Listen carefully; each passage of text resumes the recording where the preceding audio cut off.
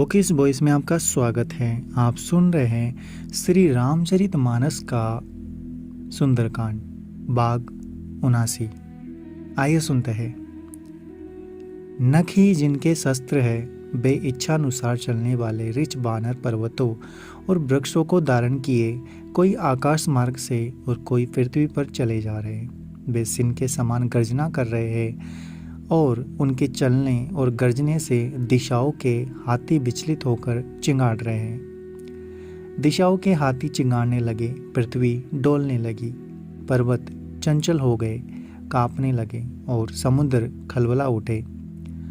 गंधर्व, देवता, मुनि, नाग, किन्नर सबके सब मन में हर्षित हुए कि अब हमारे दुख टल गए।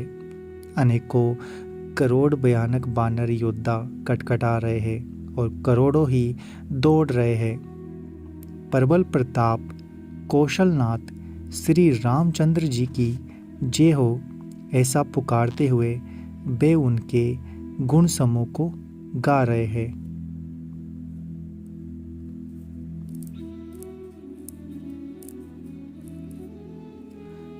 उसके बाद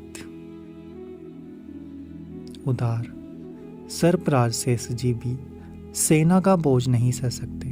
वे बार बार मोहित हो जाते हैं और पुनः पुनः कच्छप की कठोर पीठ को दांतों से पकड़ते हैं।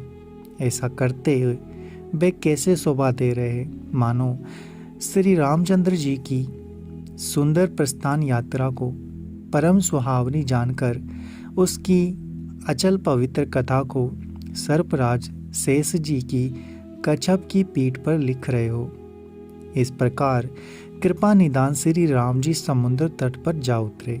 अनेकों रिच बानर वीर जहां तहां फल करने लगे। बाहर लंका में जब से हनुमान जी लंका को जलाकर गए, तब से राक्षस भयभीत रहने लगे।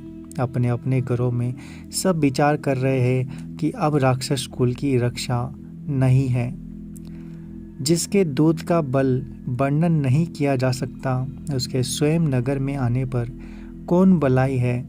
दूतियों से नगर निवासियों के वचन सुनकर मंदोदरी बहुत ही व्याकुल हो गई। वह एकांत में हाथ जोड़कर पति के चरणों लगी और नीति रस में पगी हुई वाणी बोली, हे प्रियतम, श्री हरि से विरोध छोड़ दीजिए। मेरे कहने को अत्यंत ही हितकर जानकर हृदय में धारण कीजिए। जिनके दूत की करनी का विचार करते ही राक्षसों की स्त्रियों के गर्भ गिर जाते हैं। हे प्यारे स्वामी, यदि भला चाहते हैं तो अपने मंत्री को बुलाकर उसके साथ उनकी स्त्री को भेज दीजिए। सीता आपके कुल रूपी कमलों के वन को दुख देने वाली जाड़े की रात्रि के समान आई है नाथ, सुनिए, सीता को लौटाए बिना शंभु और ब्रह्मा के किए भी आपका भला नहीं हो सकता। श्री राम जी के बाण सर्पों के समूह के समान हैं और राक्षसों के समूह मेंढक के समान। जब तक वे इन्हें ग्रस नहीं लेते, तब तक हट छोड़कर उपाय कर लीजिए। मूर्ख और जगत प्रसिद्ध अभिमानी रावण कानों से उसकी वाणी सुनकर खूब हंसा और बोला, स्त्रियों का स्वभाव सचमुच ही बहुत डरपोक होता है। मंगल में भी व्यय करती हो। तुम्हारी मन हृदय बहुत ही कच्चा और कमजोर है।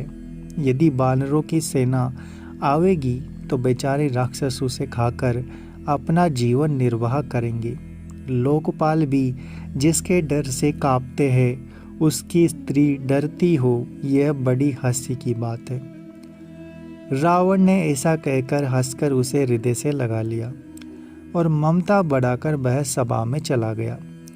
मंदोदरी हृदय में चिंता करने लगी कि पति पर विधाता प्रतिकूल हो गए। जो ही वह सभा में जाकर बैठा, उसने ऐसी खबर पाई कि शत्रु की सारी सेना समुद्र के पार आ गई है। उसने मंत्रियों से पूछा कि उचित सलाह कहिए। तब वे सब हंसे और बोले कि चुप किए रहिए, इसमें सलाह की कौन सी बात है। आपने देवताओं और राक्षसों को जीत लिया, तब तो कुछ भ्रम ही नहीं हुआ। फिर मनुष्य और बानर किस गिनती में हैं। मंत्री, वैद्य और गुरु ये तीन यदि अप्रसन्नता के व्यय या लाभ की आशा से हित की बात ना कहकर प्रिय बोलते हैं, ठकुर स्वाति कहने लगते हैं, तो क्रमशः राज्य, शरीर और धर्म, इन तीन का शीघ्र ही नाश हो जाता है। रावण के लिए भी वही सहायता आ बनी है। मंत्री उसे सुना सुना कर मुंह पर स्तुति करते हैं। इसी समय अवसर जानकर विभीषण जी आए। उन्होंने बड़े भाई के चरणों में सिर नवाया। फिर वे सिर नवाकर अपने आसन पर बैठ गए और आज्ञा पाकर ये वचन बोले, हे कृपालु, जब आपने मुझसे बात पूछी ही है तो है तात, मैं अपनी बुद्धि के अनुसार आपके हित की बात कहता हूँ। जो मनुष्य अपना कल्याण, सुंदर यश, सुबुद्धि, शुभ गति और नाना प्रकार के सुख चाहता हो, वह है स्वामी, पर स्त्री के ललाट को चौथ के चंद्रमा की तरह त्याग दे। अर्थात जैसे लोग चौथ के चंद्रमा को नहीं देखते, उसी प्रकार पर स्त्री का मुख ही ना देखे। 14 भुवनों का एक ही स्वामी हो, वह भी जीवों से बेर करके ठहर नहीं सकता, नष्ट हो जाता है। जो मनुष्य गुणों का समुद्र और चतुर हो, उसे चाहे थोड़ा भी लाभ क्यों ना हो तो भी कोई भला नहीं कहता। है नाथ, काम, क्रोध, मद, लोभ, ये सब नरक के रास्ते हैं। इन सब को छोड़कर श्री रामचंद्र जी को भजिए, जिन्हें सत्पुरुष बसते हैं। हे तात, राम मनुष्यों ही राजा नहीं है, वे समस्त लोकों के स्वामी और काल के भी काल है। वे संपूर्ण ऐश्वर्य, यश, श्री, धर्म, वैराग्य और ज्ञान के भंडार भगवान हैं।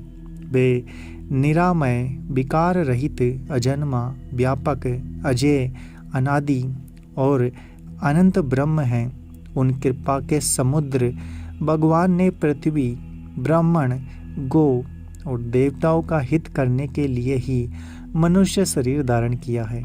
हे भाई सुनिए, वे सेवकों को आनंद देने वाले, दुष्टों के समूह का नाश करने वाले तथा वेद तथा धर्म की रक्षा करने वाले हैं। बेर त्याग कर उन्हें मस्तक नवाइए। वे श्री रघुनाथ जी शरणागत का दुख नाश करने वाले हैं। हे नाथ, उन प्रभु सर्वेश्वर को जानकी जी को दे दीजिए और बिना ही कारण स्नेह करने वाले श्री राम जी को भजिए। जिसे संपूर्ण जगत से द्रोह करने का पाप लगा है, शरण जाने पर प्रभु उसका भी त्याग नहीं करते। जिनका नाम तीनों तापों का नाश करने वाला है, वे ही प्रभु भगवान मनुष्य रूप में प्रकट हुए हैं। हे रावण, हृदय में यह समझ लीजिए, ए 10 शीश, मैं बार बार आपके चरणों लगता हूँ और विनती करता हूँ कि मान, मोह, मद को त्याग कर आप कौशलपति श्री राम जी का भजन कीजिए। मुनि पुलस्त जी ने अपने शिष्य के हाथ यह बात कहला भेजी है। हे तात, सुंदर अवसर पाकर मैंने तुरंत ही वह बात प्रभु से कह दी। माल्यवान नाम का एक बहुत ही बुद्धिमान मंत्री था। उसने उन विभीषण के वचन सुनकर बहुत सुख माना और कहा, हे तात, आपके छोटे भाई नीति विभूषण नीति को भूषण रूप में धारण करने वाले हैं। विभीषण जो कुछ कह रहे हैं उसे हृदय में धारण कर लीजिए। रावण ने कहा, ये दोनों मूर्ख शत्रु की महिमा बखान रहे हैं, यहाँ कोई है, इन्हें दूर करो ना। तब माल्यवान तो घर लौट गया और विभीषण जी हाथ जोड़कर फिर कहने लगे, हे नाथ, पुराण और वेद ऐसा कहते हैं कि सुबुद्धि और कुबुद्धि सबके हृदय में रहती है। जहाँ सुबुद्धि है वहाँ नाना प्रकार की संपदाएं रहती है, और जहाँ कुबुद्धि है वहाँ परिणाम में विपत्ति रहती है। आपके हृदय में उल्टी बुद्धि बसी है, इसी से आप हित को अहित और शत्रु को मित्र मान रहे हैं। जो राक्षस कुल के लिए काल रात्रि के समान हैं, उन पर सीता पर आपकी बड़ी प्रीति है तात, मैं चरण पकड़कर आपसे भीख मांगता हूँ, विनती करता हूँ कि आप मेरे दुलार रखिए। मुझ बालक के आग्रह को स्नेहपूर्वक स्वीकार कीजिए। श्री राम जी को सीता जी दे दीजिए, जिसमें आपका अहित न हो। विभीषण पंडितों पुराणों वेदों द्वारा सम्मत वाणी से नीति बखान कर कही, पर उसे सुनते ही रावण क्रोधित होकर उठा और बोला, हे दुष्ट, अब मृत्यु तेरे निकट आ गई है। अरे मूर्ख, तू जीता तो है सदा मेरे जिलाया हुआ, मेरे ही अंश से पल रहा है, पर है मूढ़ पक्ष तुझे शत्रु का ही अच्छा लगता है। अरे दुष्ट, बताना जगत में ऐसा कौन है जिसे मैंने अपनी भुजाओं के बल से ना जीता हो। मेरे नगर में रहकर प्रेम करता है तपस्वियों पर। मूर्ख, उन्हीं से जा मिल और उन्हीं को नीति बता। ऐसा कहकर रावण ने उसे लात मारी, परंतु छोटे भाई विभीषण ने मारने पर भी बार बार उसके चरण ही पकड़े। शिव जी कहते हैं, हे उमा, संत की यही बड़ी महिमा होती है कि वे बुराई करने पर भी बुराई करने वाले की भला ही करते हैं। विभीषण जी ने कहा, आप मेरे पिता के समान हैं, मुझे मारा सो तो अच्छा ही किया, परंतु है नाथ, आपका भला श्री राम जी को बजने में ही है। इतना कहकर विभीषण अपने मंत्रियों को साथ लेकर आकाश मार्ग में गए और सबको सुनाकर वे ऐसा कहने लगे, श्री राम जी सत्य संकल्प एवं सर्वसमर्थ प्रभु है, और हे रावण, तुम्हारी सभा काल के वश है। अतः मैं अब श्री रघुवीर की शरण जाता हूँ, मुझे दोष ना देना। ऐसा कहकर विभीषण जी ज्यों ही चले त्यों ही सब राक्षस आयुहीन हो गए, उनकी मृत्यु निश्चित हो गई। शिव जी कहते हैं, हे भवानी, साधु का अपमान तुरंत ही संपूर्ण कल्याण की हानि कर देता है। रावण ने जिस क्षण विभीषण को त्यागा, उसी क्षण वह अवागा बेबब से हीन हो गया। विभीषण जी हर्षित होकर मन में अनेकों मनोरथ करते हुए श्री रघुनाथ जी के पास चले।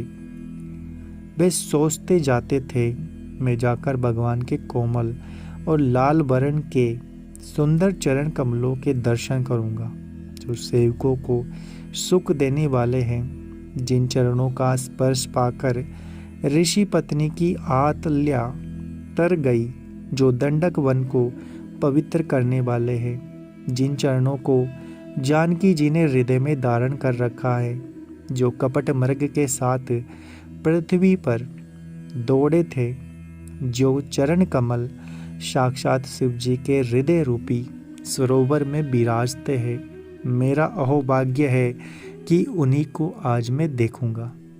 जिन चरणों की पादुकाओं में भरत जी ने अपना मन लगा रखा है, आहा, आज मैं उन्हीं चरणों को अभी जाकर इन नेत्रों से देखूंगा।